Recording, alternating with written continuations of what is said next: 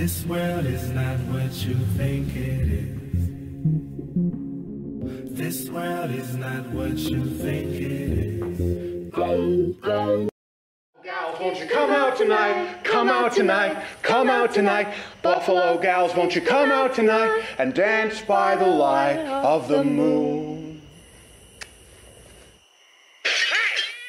Say, Mary, what'd you wish for when you threw that rock? Oh, no. Oh, Mary, you can tell me. No, if I told you, it wouldn't come true. Come on, Mary, what do you want? Do you want the moon?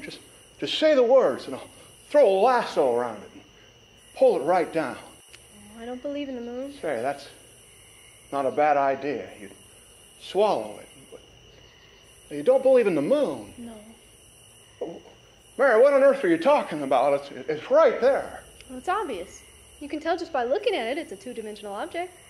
Well, I bet you think the Earth is a globe. Now, wait a minute. Wait just a minute, Mary. Hold on. A two-dimensional...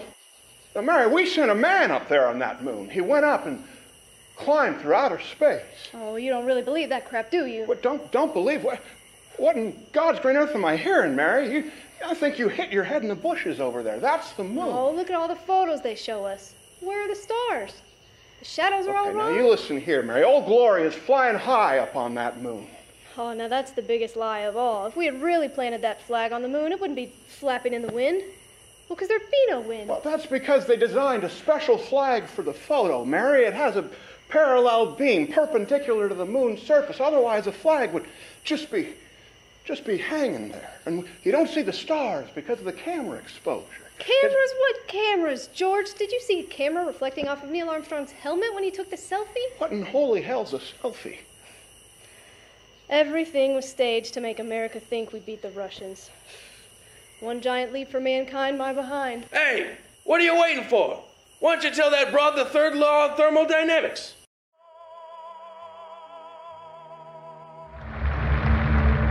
We choose to go to the moon in this decade and do the other thing, not because they are easy, but because they are hard.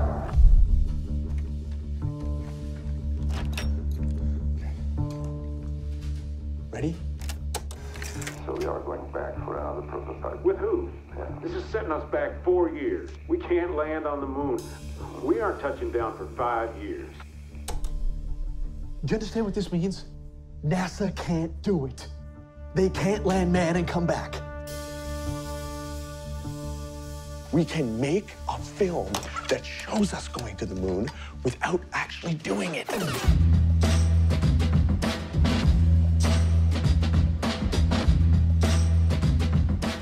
Kubrick is getting NASA to make sure that his space movie looks like real space.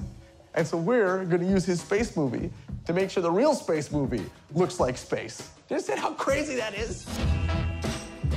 Have you ever had an ethical problem with this at all? This is like one of those good lies, like Santa Claus and the Easter Bunny. You are being paranoid. If they find out what we're doing, then we're dead. Have you heard of the conspiracy theory before? Yeah, I think we're in one. We ask God's blessing on the most hazardous and dangerous and greatest adventure on which man has ever embarked.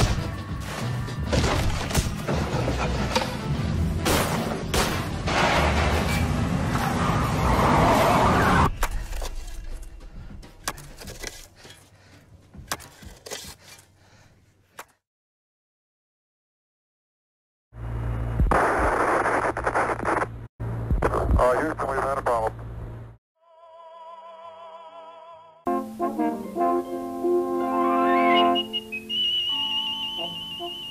This is the planet Earth, our planet. It is a small planet wrapped in clouds, but for us it is a very important place. It is home. But supposing we look away from the Earth and travel in our imaginations across the vast starry stretches of outer space. Then we can imagine other stars. Stranger stars by far than ever shone in our night sky. And planets, too. This calm, serene orb, sailing majestically among the myriad stars of the firmament. Perhaps this star, too, is home for somebody. Can we imagine the sort of people that might live on a star like this? Let us go very close. Let us look and listen very carefully. And perhaps we shall see and hear.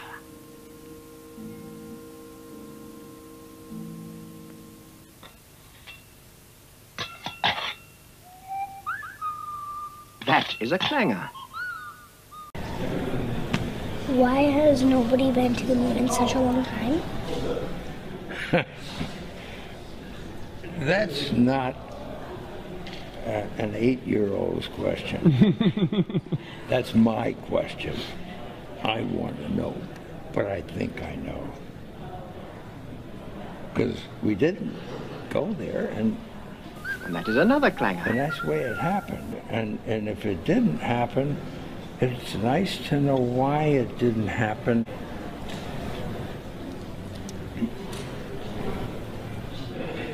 Because there's no gravity.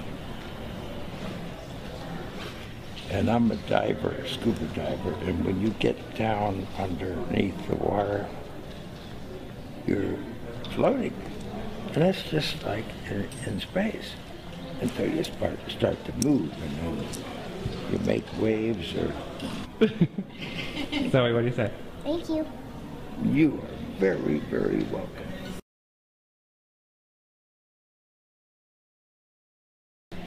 I want to know, but I think I know. Because we didn't go there, and that's the way it happened.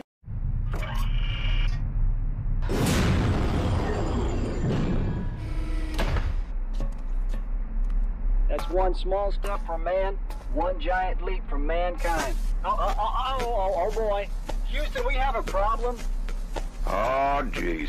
You drink a Red Bull. Red Bull gives you wings. What should we do? Well, nothing. Come back to Earth and we'll shoot the whole thing in a studio. Okay. Capricorn 1, which of course is the film that a lot of people speculate and say that Capricorn 1 started all the Apollo hoax rumours. Cronkite was talking with somebody who was doing one of the Apollo shots. They cut to what they called a simulation, and it was mock-ups and models done on a stage, and it looked exactly like the real thing. And I said, wow, how do we know? It's a great simulation of what you can see there, if you could see it. That little fly speck is supposed to be a lens. As soon as they stepped foot on the moon on Apollo 11, there were people who just didn't believe it from the get-go. And this is in America as well. So it's not something you're really that conscious of these days. You think it's a new thing, really, since the 80s and beyond. But no, there were people from day one who wouldn't believe us. I'm not quite sure what to believe and what not to believe. I mean, originally when they did step on the moon, there were a lot of people that said that that was not true. One just doesn't know what to think anymore. But the big question is, there's obviously the theory is that you didn't land on the moon. So, but why would people have that theory? All those different theories that they come up with? Why they would have that theory. Yeah. I've always maintained it would have been harder to fake it and hide it. Really? Oh, God, yeah. I mean, you think about it. It just takes one person to go spill. Yeah, of course. I mean, join us now on a quest for the truth to the moon.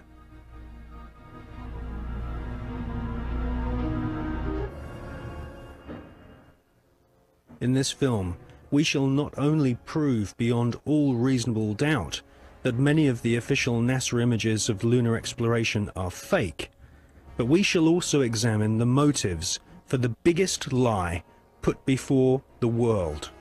Why did NASA repeatedly fake lunar images and photographs? Why did NASA stage lunar expeditions which did not happen? The answer will surprise you.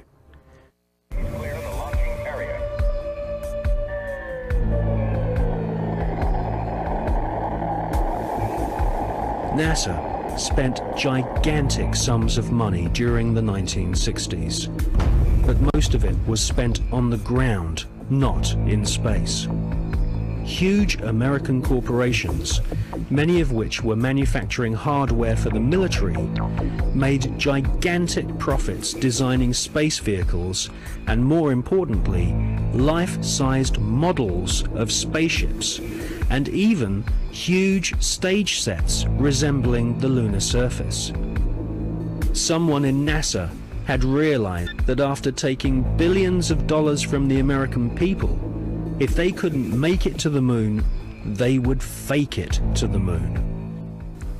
Obviously, if you're going to somewhere that nobody has been before, you need to have a simulator which recreates that environment as closely as you can. If you're going to the moon, you recreate the surface of the moon. And here we see a section of the lunar surface created. It's about 30 foot high, 30 foot long, 35 foot long. Scale is given by the two people standing in front of it. There were plenty of simulation exercises, but the point is, and this should be taken into account in virtually everything that is discussed with the Apollo program, 400,000 people may have worked on the program in total, but none of them had a need to know more than his own job required. The people who were making the rockets didn't know what the people who were making the spacesuits were doing, and because they had no need to know about that. Their job was to make the best models and the best simulation of the lunar surface that they could. And if we come up to this picture here, we see the three scales on which these models were built. We have here the whole moon as one unit. It stands about 20 foot high. We have here behind it a section of the surface of the moon. You'll notice it's curved. And here we have a more detailed section of the lunar surface. What you're saying is that the images which we're told show a camera pointing out the window of the lunar module as it's coming into land on the moon could well have been filmed previously using these large-scale models. That's right. It could well be that what we are looking at are films of realistic models. We have no means of knowing if they were actually taken on the lunar surface or whether what we're watching is part of the simulation exercise and the training exercise. And you'll notice here on these models there is a camera track. A camera starting at this end, coming down here, would approach the moon or appear to approach the moon and become ever closer towards it.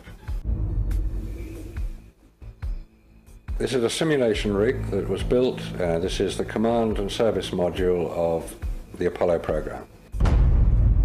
And you'll notice that the window here looks out onto a block here, and there's another one here. They're curved. These are the screens onto which the lunar surface was projected as the craft made a simulated approach towards the lunar surface. Is what we're seeing a mixture of fact and fiction? It is fact, it is fiction. It's mixed together. It's hard to separate them until you examine it closely. If a spacecraft is in deep space, the only possible explanation for a light seen through the window of the spacecraft is the sun. It's the only bright light in space. If it's not the sun, then it has to be some other artificial light, which implies that that particular image is possibly fiction. July 1961. NASA was soon being criticized for the flimsy construction of their hardware. The first orbital capsules did not even have windows in them for the astronauts to look out of. One of the most vocal critics was one of NASA's most respected astronauts, an all-American hero named Virgil Gus Grissom, who almost drowned when recovery helicopters were unable to lift his space capsule from the sea. After a successful journey into space, Gus Grissom almost died through NASA's bad planning. Or was this an early attempt to silence Gus Grissom?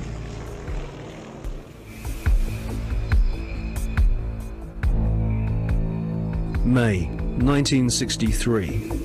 astronaut Gordon Cooper experiences re-entry problems in his Faith 7 rocket ship. The prototype lunar module, known as the LIM, had serious stability problems.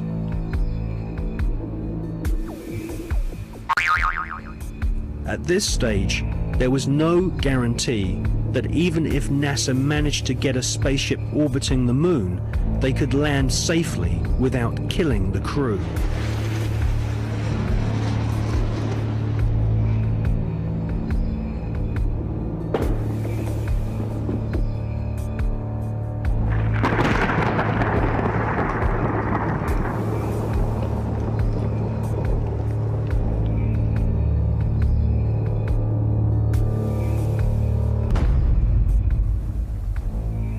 Could the footage which we see of the LIM approaching the moon be filmed in a TV studio? It was filmed in a TV studio. There's absolutely no doubts whatsoever about that. And the way that this film was created was by the use of models. There's nothing secret about the models. They exist. You can go and see them today. The models were very lifelike, very realistic. There is one that is a life-size model. It's in Flagstaff in Arizona. It's 2 miles long, and it's an exact replica of the Sea of Tranquility. The photographs were used to create from those images the replica of the Sea of Tranquility, so that if it was flown over in a helicopter, it would appear as if it was a spacecraft approaching a similar area to land. So yes, all the scenes of the lunar surface were filmed on Earth.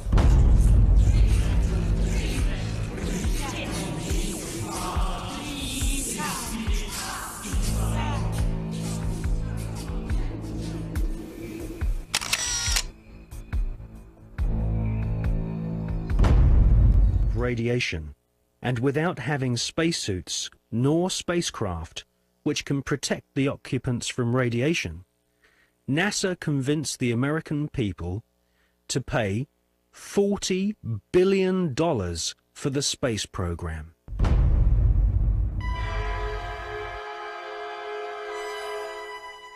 The most lethal forms of radiation, of course, are at the higher end of the spectrum. That's gamma rays and X-rays. We know what ultraviolet can do. If you stay out too long in the sun, you get sunburn and skin cancer and die, and it's all very sad. But gamma rays, and X-rays especially, are particularly lethal to humans, unprotected humans. There was no protection that I have been able to identify. I've found no reference to it. I found nothing that will tell me what level of protection is offered, so I have to assume none was. I've contacted the manufacturers of the spacesuits, and they said there was no radiation protection built into the spacesuits, because I asked them if these same spacesuits could be used by technicians to go into Chernobyl or 3 Mile Island, because the nuclear reactors produce the same radiation as produced in space. They said no, not advisable, no protection. We didn't deny Sputnik was up. We didn't argue about the science or shrink our research and development budget. We built a space program almost overnight, and 12 years later we were walking on the moon. All the pictures that they take, walking on the moon. I know that it's a fake, walking on the moon. They think they're so clever, walking on the moon. They can last forever, walking on the moon.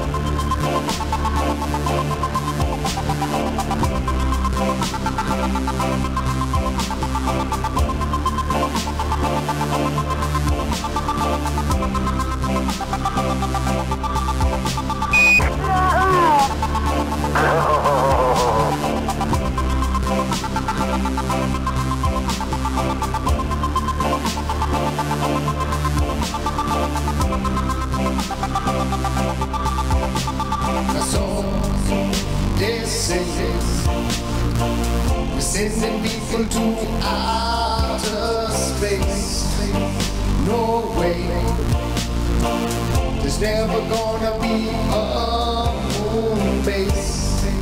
It's our fate, walking on the moon.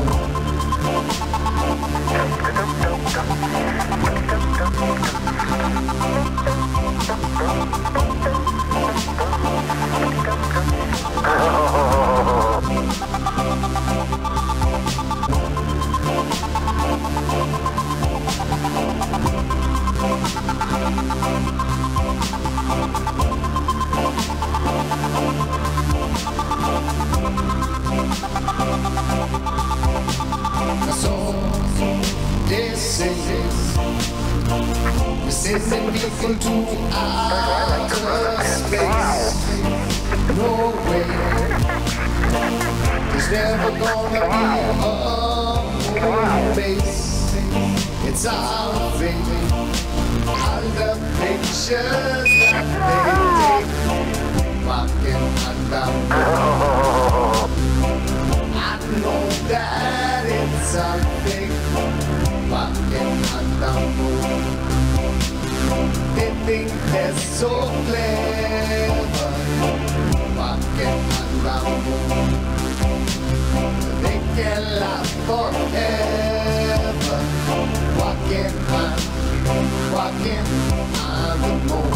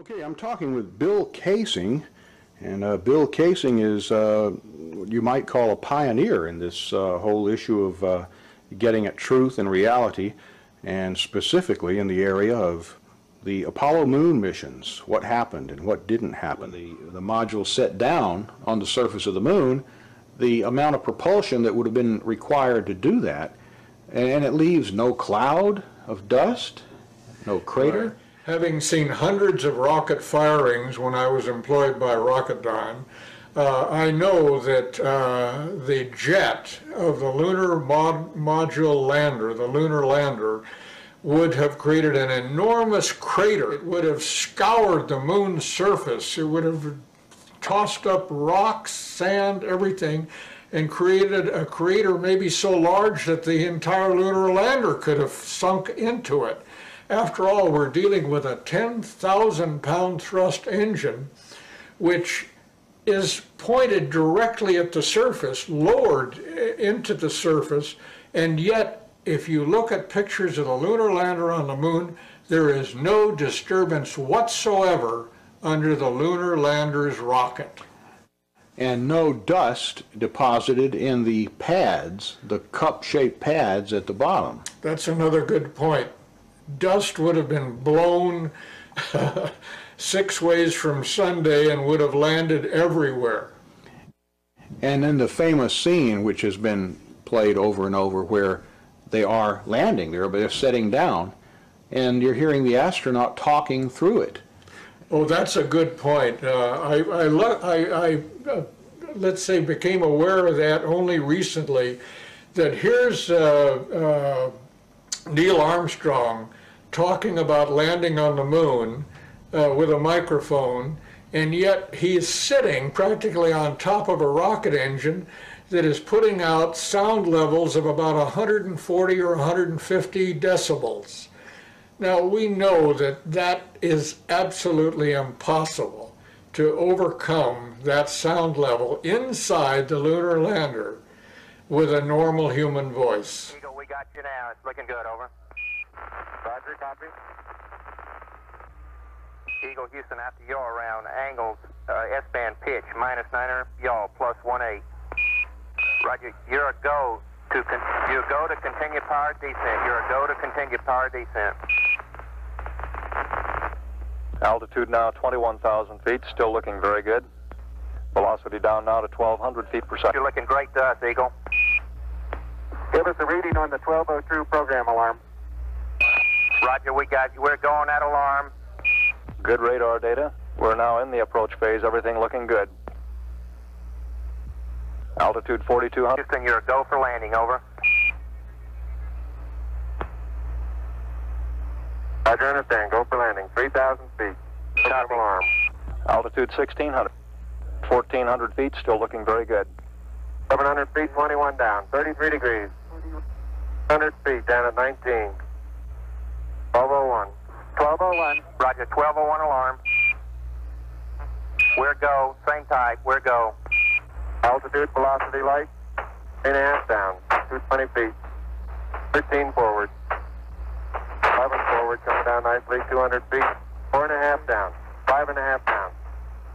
60 seconds. Lights on. 6. Down 2.5. Forward. Forward. Good. 40 feet down 2.5. Picking up some dust. 4 forward. 4 forward. Drifting to the right a little. Good. Okay. Contact light. Okay, engine stop. We copy you down, Eagle. Tranquility Base here. The Eagle has landed. Okay, we've changed our graphic picture here in the background, and it's a one-sheet poster that I put together from pictures on the website www.geocities.com/ApolloReality/. And the gentleman that put this together got actually these images off the Langley Research Center website. And some of these actually you're just seeing for the first time yourself, isn't that right, Bill? That's right, yeah. I'm amazed to find these pictures. I've never seen any of them before except the one in the upper right. And what amazes me is this one here showing a model of the moon with a camera track, showing how easily it would have been to fake the filming of the moon. And then the image just to the right of that shows like the finished moon. Exactly. With somebody sitting at the controls, maybe turning it or... Right. These are very revealing pictures, and I strongly recommend people with PCs to download them and study them. And of course this brings up the subject of the death of whistleblowers. Men like Gus Grissom, who was burned to death along with Chafee and White. He went pretty open with it, putting a lemon on yeah, he was going to give an interview about what he really thought about Apollo. And as you say, he hung a lemon on the command capsule on the day that he was murdered. And we should also look at Scott Grissom, his son's evidence that a secret switch was installed in the capsule to ignite the fire that killed Grissom, Chafee, and White. We could go on for quite a while about the death and injury to people that have pursued this Apollo hoax subject very diligently. They went to a NASA spokesman who was Brian Welch. Oh yes, and right. They asked him about some of these anomalies. Right. You recall what he had, what he said about some of the things they were asking him? He tried to dispute everything that the Apollo hoax advocates brought out. But the interesting thing is that about a month after he gave this interview, he was dead. That always kind of puzzled me because he was at least trying to hold on to it, right? So Do you think they would have actually killed him just because he didn't do a good enough job? Or? Yes, I think that's what happened. He didn't do a good enough job. So they killed him as an example to other people who are defending, like Richard Hoagland. Hoagland obviously is a fake, and he's an employee of NASA who on many occasions has tried to discredit me and my associates. Wernher von Braun, born Silesia 1912, nationality American, boss of a group of former German rocket scientists, today understandably jubilant. The greatest day in our life, I think, that a lot of my colleagues are close to retirement or been retired already, will see this as a fulfillment in their life, in their professional life. Well, a long dream has come true on this day, and I think everybody who has been somehow involved in this project will be extremely happy. Huntsville, Alabama is the heart of the American rocket industry, and it wears its heart on its sleeve. Of the group of 120 rocket scientists and engineers that von Braun brought with him in 1945, more than half are still here. They've become the folk who live on the hill, in a part of town known sometimes locally as Huntsville. I think it's probably basically a romantic drive that motivated me, but with romanticism alone you don't build these things. They're pretty demanding with respect to perfection. They're pretty unforgiving too. There's no such thing as a 99.9% success. That 0.1% can still lead to a complete failure. Say the moon. Why choose this as our goal? And they may well ask, why climb the highest mountain? Why 35 years ago fly the Atlantic? Why does Rice play Texas? We choose to go to the moon. We choose to go to the moon.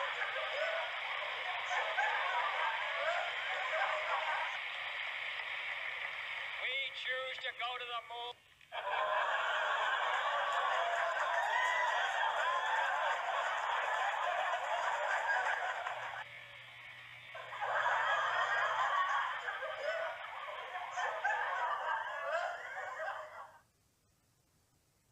To go to the moon. We choose to go to the moon. We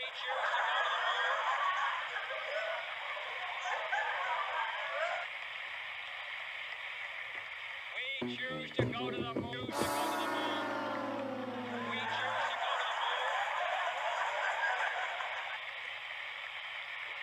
Choose to go to the moon. We choose to go to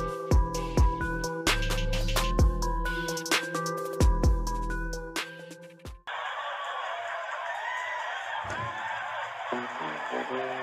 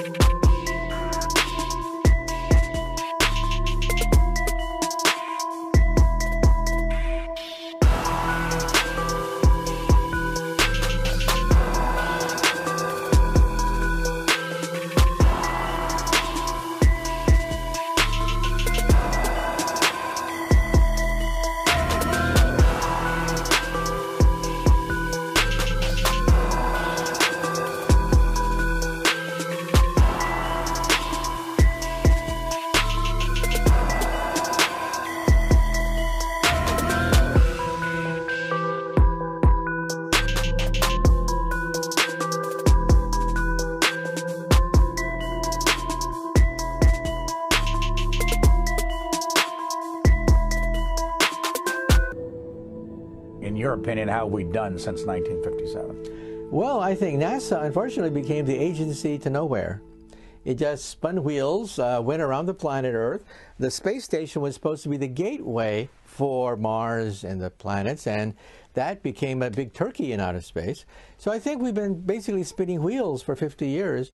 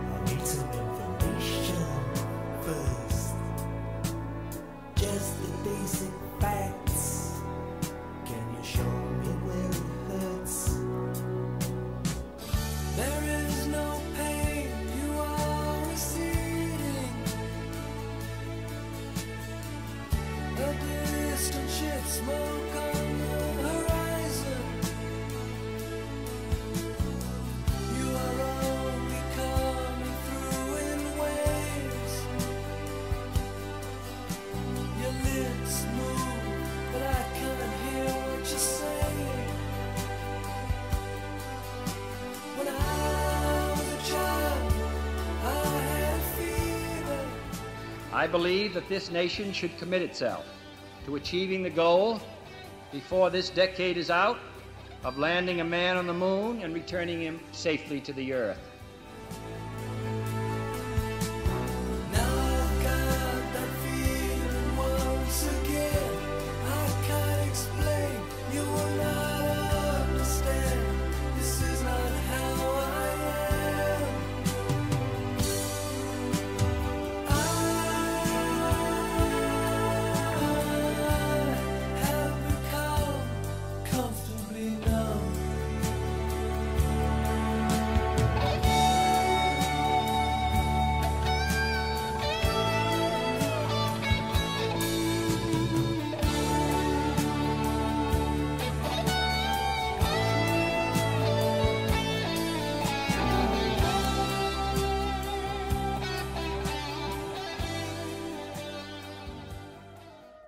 The space station will be our gateway to the universe, our foothold in outer space, the keystone of our space program.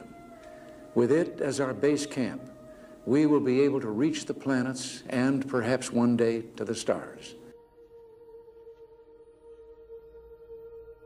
What are the experiments that are being conducted geared towards future, longer space travel and exploration? A lot of the experiments we're doing up here really directly relate to those long duration missions that will take us beyond low Earth orbit, beyond low Earth orbit. Q, Mark.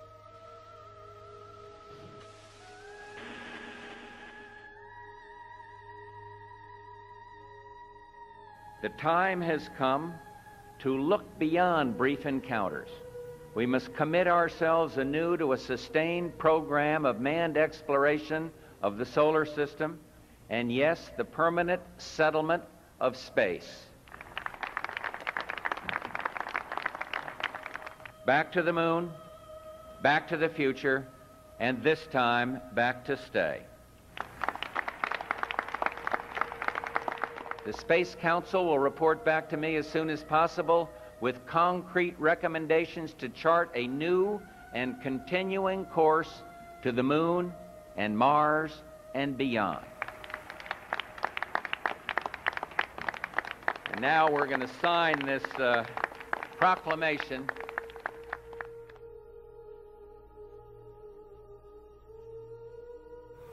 It took us 8 years to get to the moon the first time, 50 years ago, when we had never done it before.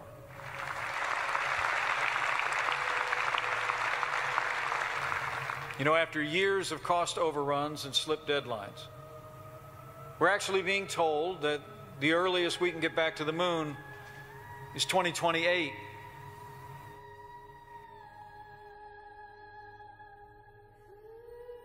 NASA came in with a vacuum-packed,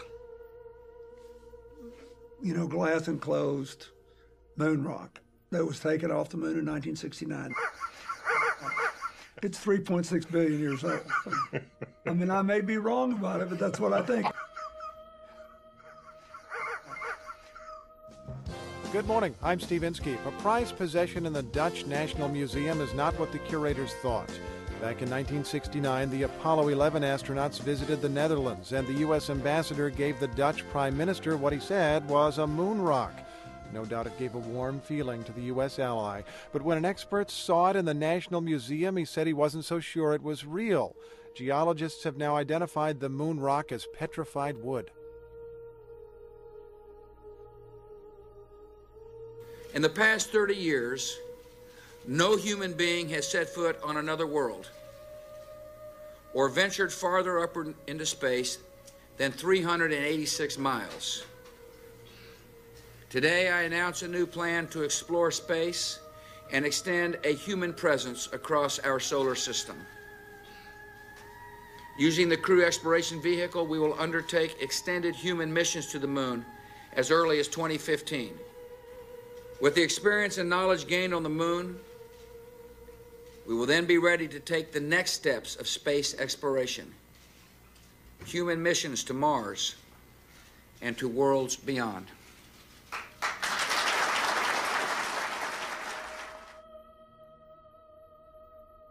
Two words, the moon.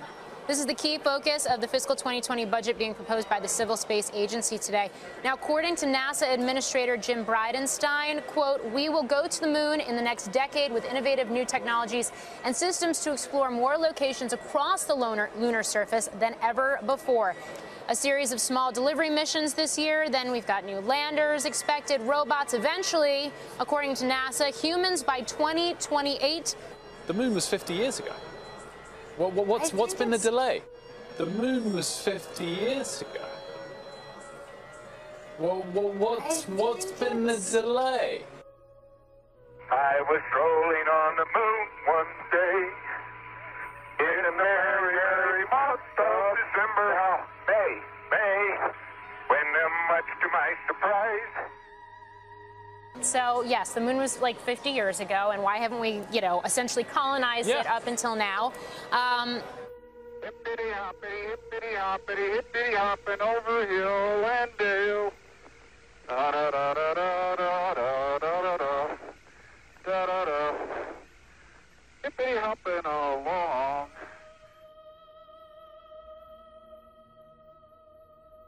Nobody is more committed to manned spaceflight, to human exploration of space, than I am. But we've got to do it in a smart way. And unlike the previous program, we are setting a course with specific and achievable milestones. Early in the next decade, a set of crewed flights will test and prove the systems required for exploration beyond low Earth orbit.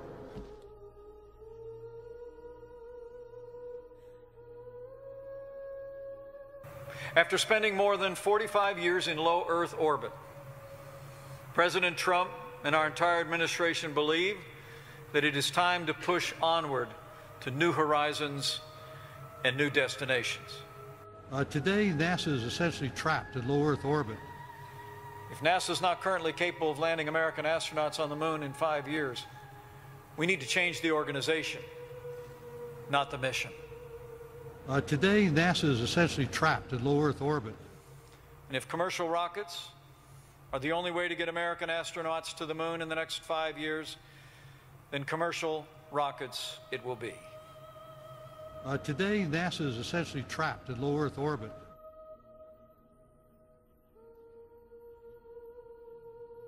And in December, I signed a historic directive that will return Americans to the moon for the first time since 1972, if you can believe that.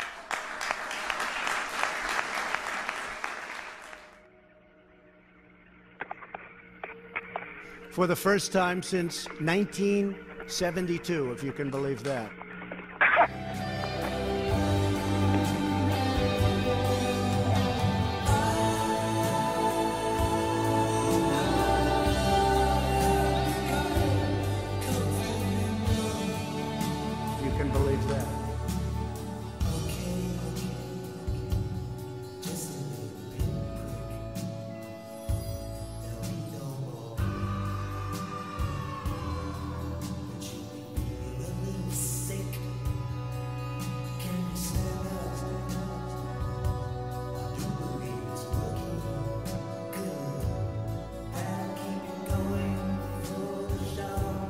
can believe that. It's time to go. There is no pain, you are receding. A distant ship, smoke on the horizon. You are only coming through in waves. Your lips move, but I can't hear what you're saying. When I was a child, I caught a fleeting glimpse out of the corner of my eye. Hey, Globey, I wonder when the ISS is going to pass over my head.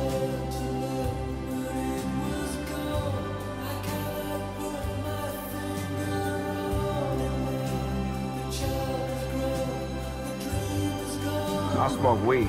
Weed don't make you do that. What the?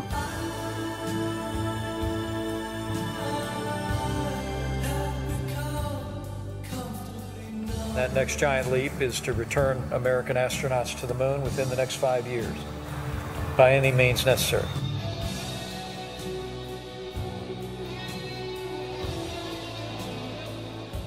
We did it all with models out in the desert that really wasn't real. We had faked the whole thing.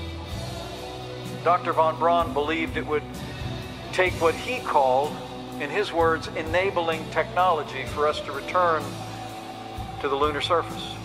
Today, we know you're not flat. You're a sphere.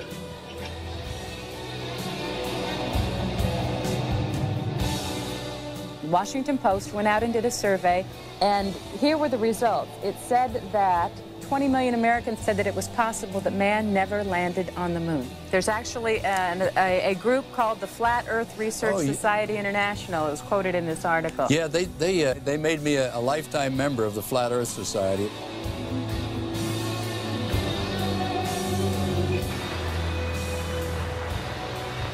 We are now approaching lunar sunrise, and for all the people back on Earth, the crew of Apollo 8 has a message that we would like to send to you.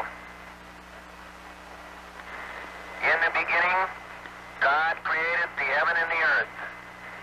And the earth was without form and void, and darkness was upon the face of the deep. And the Spirit of God moved upon the face of the waters. And God said, "Let there be light."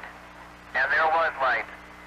And God saw the light, that it was good, and divided the light from the darkness.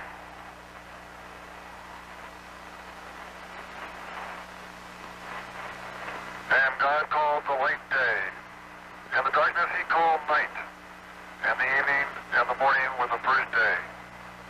And God said, "Let there be a firmament in the midst of the waters, and let it divide the waters from the waters." And God made the firmament, and divided the waters which were under the firmament from the waters which were above the firmament. And it was so. And God called the firmament heaven, and the evening and the morning were the second day.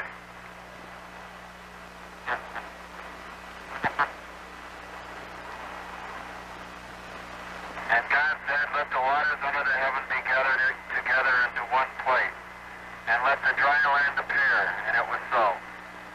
And God called the dry land earth, and the gathering together of the waters called he seas. And God saw that it was good.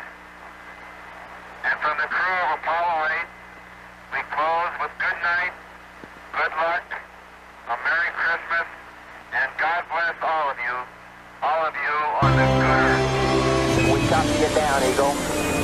Listen, Tranquility Base here. The Eagle has landed. So listen up. You has heard about the moon and about space. You better learn about these things from my man Buzz Lightyear here. So you better realize that these things is important. Big up yourself.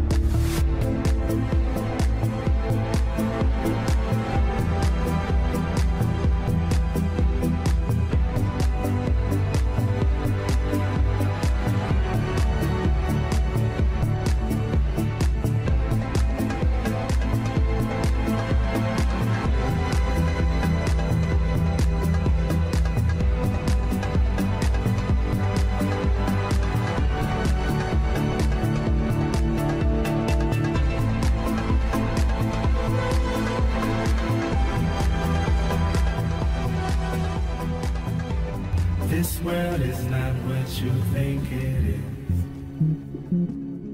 This world is not what you think it is.